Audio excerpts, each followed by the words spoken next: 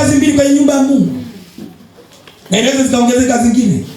Matoleo unayoyatoa wajibu wake yafanye kazi ya Mungu. Unanielewa? Yafanye kazi ya nani? Ya Mungu. Asilimia wajibu wake itamtunza mchungaji, asilimia wajibu wake itaenda kwenye kazi. Tunaelewana? Sasa kama utoi inafanya wajibu gani? Zamani ulikuwa unatoa kwenye nyumba za wachawi, unawajibika kwenye nyumba za waganga.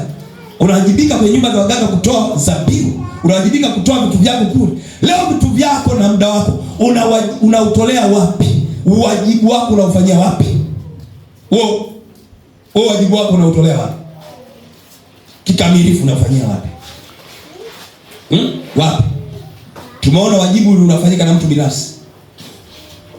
Tukafanya wajibu wetu kikamilifu. Mimi mwimbaji, nikaingia kwenye wajibu wangu, nikauvaa wajibu wangu. Yule mwimbaji naye akavaa wajibu wake, yule mwingine akavaa wajibu wake, yule mwingine akavaa wajibu wake. Tutakuja hapa, tutakuwa na umoja, tutakuwa kundi kubwa, tuna mshikamano na tutamtukuza Mungu wa mbingu na nchi. Amen. Kwa sababu tumetambua nini? Wajibu wetu. Wajibu wetu. Wajibu. Kila mtu akiutambua wajibu wake, maana yake ametambua nafasi yake mbele za Mungu. Wajibu wangu ni kumwabudu Mungu. Mwingine nimtumikie Mungu. Kwa njia gani?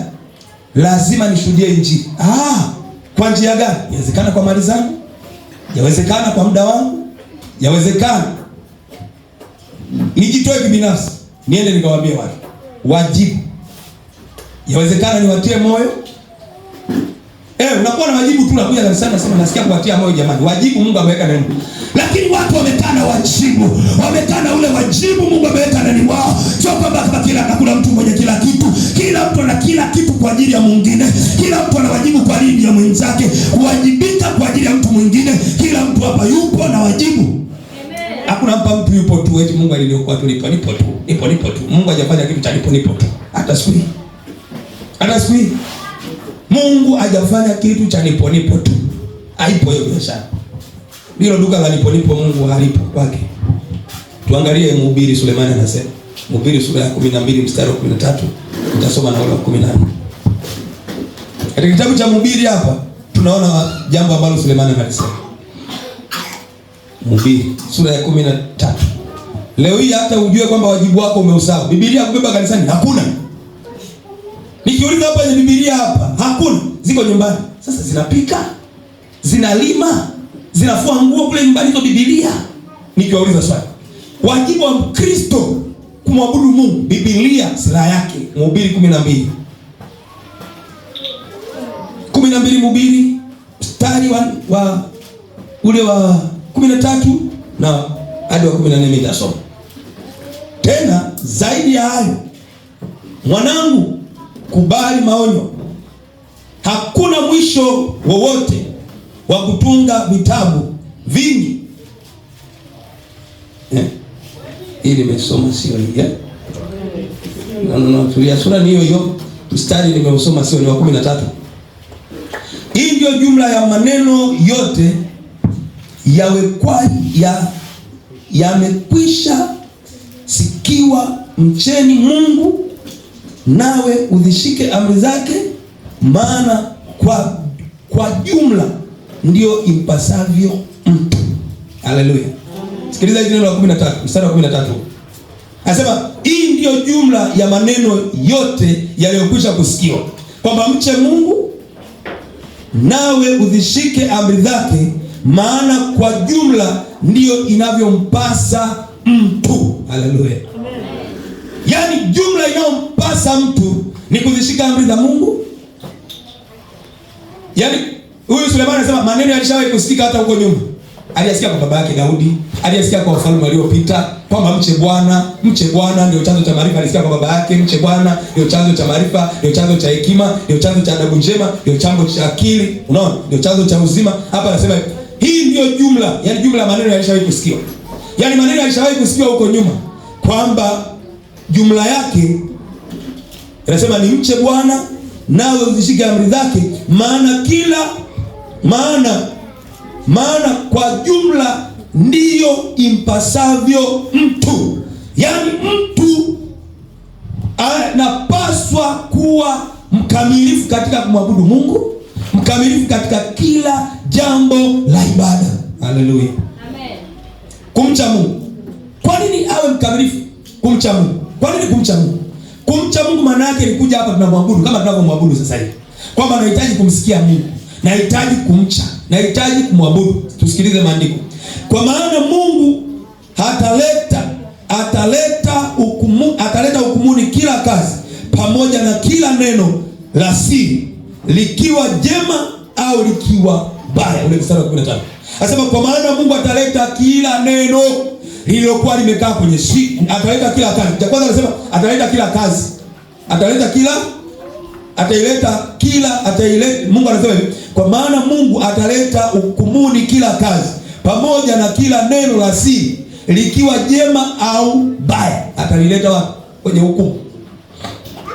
Kwenye hukumu. Je, wewe ndugu yangu, wewe hapo ndugu yangu, wajibu wako ni upi? Je, una wajibu katika Bwana kuyatenda mema ya Bwana? Je, una wajibu wa kuwaelekeza wenzako? Je, una wajibu wa kutumikia nafasi yako inavyokupasa? Je, wewe wajibu wako mbele za Mungu unautumikia vizuri kwa kumwabudu Mungu? Anatuambia maana siku itakuja tu Mungu ataleta kila neno kwenye hukumu yake. Kila kazi itakuja kwenye hukumu, na kila neno la siri itakuja kwenye hukumu, na mwisho wa yote anasema kila baya na lenyewe litaletwa kwenye hukumu. Unanielewa? Amen. Nini maana yake? Wajibu wako. Ukitembea kwenye wajibu wako, kuna mambo hapa lazima uyaepuke, utayaacha nje. Wajibu wako ukiutambua, mabaya yanatokea wapi? Ukifanya wajibu wako vizuri kwa Mungu, Mungu analetaje kazi yako kwenye hukumu? Kazi yako ulikuwa unaifanyia vizuri, unaitumikia vizuri, unafanyia watu vizuri. Biblia inasema katika kitabu cha Misali kwa mizani ya ada kwa mtu, anasema sijui ilikuwa ni Misali ngapi ndio inasema mizani ya ada ni kama vile, yani kama vile ukavu fulani hivi kwenye mifupa ya mtu, kama vile inaleta ukavu kwenye mifupa. Iko kwenye Misali huko, mizani ya ada. Sasa ulifanya vizuri, umefanya vizuri, inatokea wapi shida hiyo?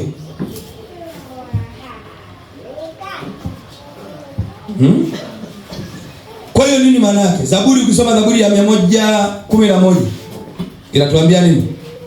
Jambo la kwanza ni kumcha Mungu. Wajibu uliopewa. Je, wajibu tunautumikia? Wapendwa, tunataka tuwe watu wazuri na mali nyingi, na Mungu atubariki tena, lakini hatuna wajibu nzuri. Anasema kumcha Bwana ndio mwanzo wa hekima. Wote wafanyao hayo wana akili njema, sifa zake zakaa hata milele. Sikiliza huu mstari wa 10 katika hii Zaburi ya 111. Anasema kumcha Bwana ndio mwanzo wa hekima. Wote wanaofanya hayo ya kumcha Bwana, hayo ya kumwabudu Mungu, hayo ya kumpendeza Bwana, hayo ya kujitoa kwake, kuzitunza amri zake, anasema wote wafanyao hayo wana akili njema. Jambo la kwanza unaliona ni nini? Akili njema. Kwa hiyo hapa kutimiza wajibu wa kumwabudu Mungu, kufanya kazi ya Mungu, unahubiri Injili, unajitoa kwa Mungu, ibada, unamtumikia Mungu madhabahuni, kazi za Mungu unazifanya. Hapa unasema ana akili njema. Akili njema. Alafu na sifa zake zinakaa hata milele. Unaona, unapomtumikia Mungu, sifa ya kwanza unapata akili njema. Pili, sifa hiyo inakaa milele mbele za Mungu. Mungu anakupa sifa hizo milele mbinguni. Wapendwa, lazima tujue wajibu wetu. Jitambue mahali pa wajibu wako. Yaani wajibu wako utumikie kwa moyo. Wokovu wako ulioupata, wajibu Mungu aliyokuingiza kwenye neema ya wokovu, hebu tumikia vizuri, mwabudu Mungu wako. Mungu naye mwabudu ndio mwenye kila kitu, unachostahili wewe. Bila ulivyo wewe usirizike kutamani kumwabudu. Yawezekana utapewa bilionea fulani mahali fulani, lakini unarizika tu na sehemu kidogo ya maisha. Usirizike. Ulikuwa mwimbaji, umeimba, unasikia ninaimba kweli kwa sehemu fulani, usirizike na uimbaji huo ulionao. Hebu ongeza wajibu wako katika uimbaji. Ulikuwa unashuhudia Injili nyumba kwa nyumba, ongeza hatua zingine. Ulikuwa mtoaji, ongeza, usipunguze. Unanielewa? Amen. Kwa sababu unatafutia nini? Akili njema. Unatafutia akili njema kwa Bwana. Wote wafanyao wanajipatia akili njema, sifa zake zakaa hata milele. Ukisoma Misali 1:7.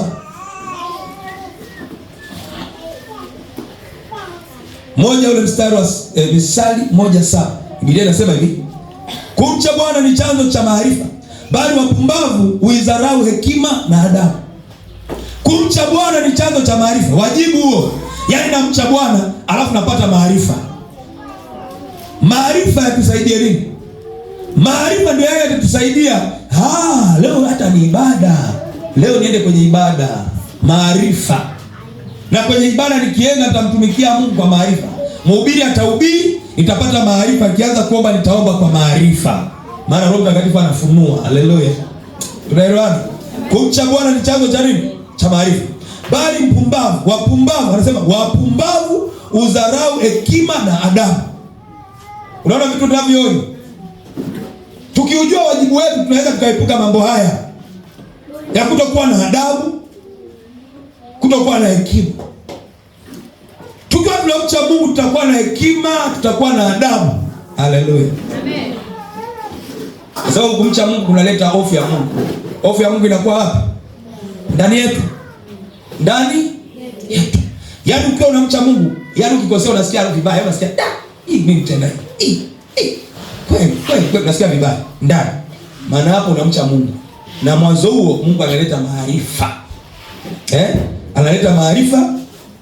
Sasa mpumbavu huwa hakubali katika upumbavu wake. Mpumbavu udharau hekima na adabu. Huwa mpumbavu hakubaliani na vitu vinaitwa kupata hekima na kupata adabu njema. Mpumbavu udharau mambo ya hekima, udharau mambo ya kupewa adabu. Mpumbavu huweza kula hata mavi. Mwambia ni mavi. Hamna, sio mavi haya. Hata sio mavi. Na naona ni mavi. Mpumbavu sio kama mtu ajui kitu. Mpumbavu ni mtu anayejua kitu. Mjinga ndio ajui. Hata ukiniita mjinga kwa jambo fulani, mimi nilikuwa labda nimeenda nchi fulani. Kufika kwenye hiyo nchi ina mambo tofauti. Ukiniambia mjinga, narizika. Lakini hapa mwambie mtu mjinga. Mjinga. Atakwenda kufa. Atakwenda kujitundika. Mjinga neno hili ni maana yake mshamba, asiyejua kitu. Ushamba sio dhambi na wala ushamba sio tusi. Unaelewa? Sasa anaposema hivi, mpumbavu amedharau hekima na maarifa, ina maana huyu mpumbavu amekataa kufundishika, amekataa maelekezo, anakataa wajibu wake kwa njia rahisi. Maana angemcha Mungu angepata maarifa, angepata hekima. Hekima kwa kuamua mambo. Maarifa yanatuongoza tufanyeje. Amen. Ndio maana kuna wakati tunaomba hapa Roho Mtakatifu anaachilia roho gani? Roho ya maarifa. Sawa, amwabudu Mungu au uchi Mungu. Uchi Mungu. Mungu anakupaje roho ya maarifa? Inadhalikaje jaribu kwenye maisha yako, jaribu. Ili uliondoke ile jaribu linahitaji roho ya maarifa. Sasa roho ya maarifa kumcha Mungu hakupo. Roho ya maarifa haipo ndani yako. Maana roho ya maarifa, siku moja kama unakumbuka askofu alikuwa anafundisha. Unaweza kuwa mtu hapa anafundisha na ubiri na ikainuka mtu akanena kwa lugha akasema 1 2 3, roho ya maarifa ameshuka, ametia maarifa. Anasema kuna neno 1 2 3. Maana hiyo roho ya maarifa iko karibu sana kuliko roho zingine. Ni karibu sana. Anahitaji maarifa. Maelekezo. Haleluya. Amen. Sasa sababu mpumbavu amedharau hekima na adabu. Kwa hiyo anataka nini?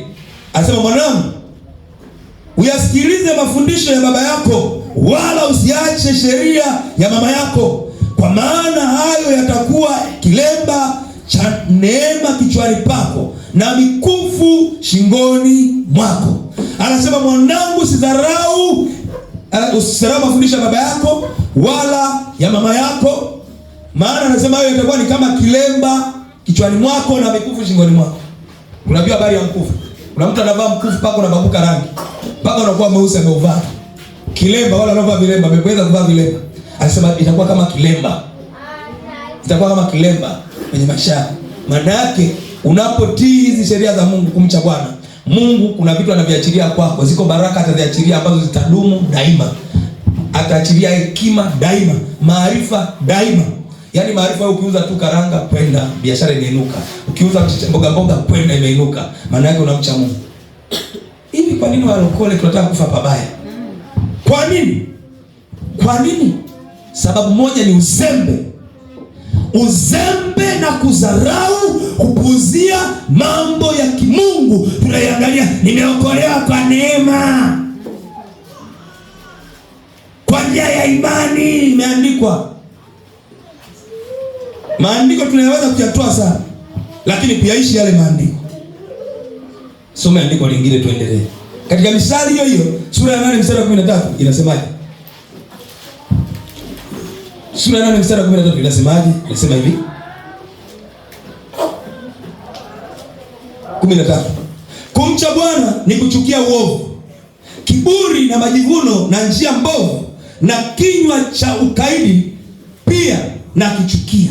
Yaani kumcha Bwana ni kuchukia uovu, kiburi, majivuno na njia mbovu, na kinywa cha ukaidi pia unakichukia. Ukiwa na nini? Unamcha Mungu. Ni kuonyesha mfano, walevi hawamchi Mungu. Kwa hiyo kuna anakunywa pombe, nenda kutana na matusi atakaye kutukana. Akikutukana matusi yote, kwa sababu kinywa chake hakimchi uovu. Kwanza hajizuii nao, wala hana shida na kujizuia na uovu kama ninavyosema. Achukii uovu, wala kiburi anacho, majivuno anayo, njia mbovu nayo, kinywa cha ukaidi nacho, wala akichukii.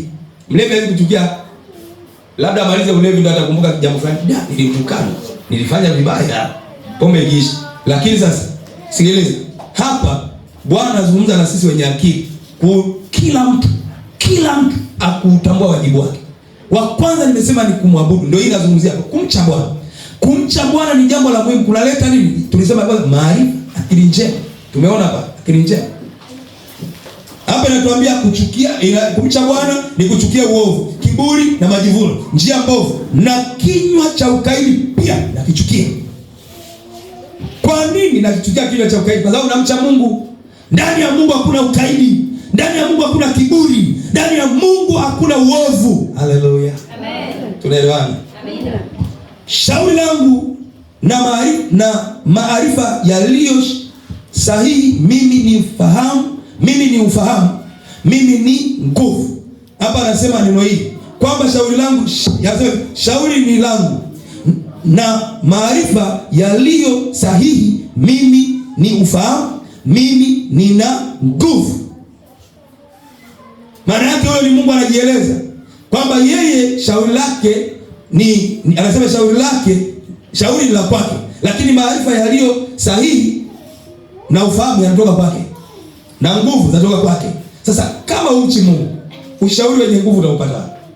Nguvu za kufanya mambo yako utazipata kwa nani? Utazipata kwa nani? Unajua kuna vitu lazima uwe makini. Unamcha nani? Na hata ukisimama katika ujasiri unasema Bwana ananitetea katika shida yangu, Bwana alinitetea katika jambo langu, ni Bwana ananitetea kwa sababu namtumikia Bwana, wajibu wangu ni kwa Bwana, na ninautoa wajibu wangu kwa Bwana, wajibu wa kumwabudu, wajibu wa kumtolea, wajibu wa kumfuata, wajibu wa kumheshimu. Haleluya. Amen. Ukifanya hivyo unainuka kwa ujasiri. Kinyume na hapo utakuwa una ujasiri. Ukisoma 9:10 kuna neno pale linatuambia 9:10 inasema hivi, kumcha Bwana ni chanzo cha hekima na kumjua mtakatifu. Kumjua mtakatifu ni ufahamu. Kumcha Bwana ni chanzo cha maarifa na kumjua mtakatifu ni ufahamu. Yaani unaanza kumwabudu Mungu, yaani kumtumikia. Maana huko kumcha sio tu kuja kukaa uabudu, pige magoti, bali ububujike, ufanye kumcha Mungu inahitaji kwanza kujitoa, yaani katika ule utendaji wa kazi. Naweza nikaona hapo nje majani nikalima na muabudu Mungu. Naweza nikaona pajakaa vizuri na fagia. Naweza nikaona hii kazi fulani haiendi sawa, naifanya mimi inakaa vizuri. Maana yake hapa nafanya namcha Mungu. Haleluya. Maana yake namcha Mungu.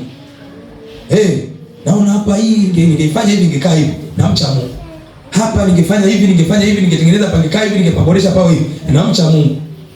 Maana yake hapa nasema kumcha Bwana mwanzo wa hekima na kumjua mtakatifu ni ufahamu. Kumjua mtakatifu ni nini? Kumjua Mungu ni ufahamu. Kwa hiyo kama unataka kumjua Mungu lazima ujitahidi kuelekeza ufahamu wako kumtafuta Mungu. Amen. Usikae legelege, tafuta sana Mungu. Maana kumjua yeye ni ufahamu. Maana kwa msaada wa Mungu siku zako zitazidishwa na miaka ya maisha yako itaongezwa. Haleluya. Unaona mstari anaposema hapo wa 11. Maana kwa msaada wa Mungu siku zako zitafanyaje?